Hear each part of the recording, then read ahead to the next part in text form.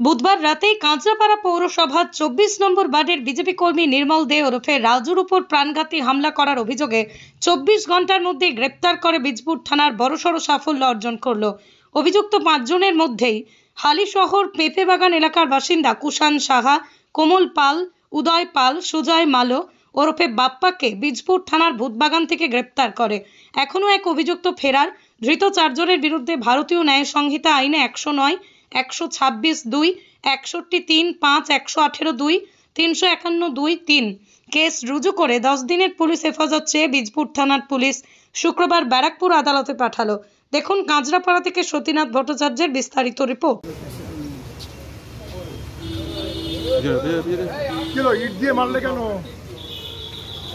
ভাই মারলে কেন রাজুকে? মারলে কেন?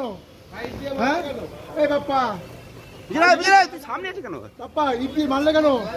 পিছনে পিছনে মারলে কেন ভাই? মারলে কেন? ইট দিয়ে মারলে কেন?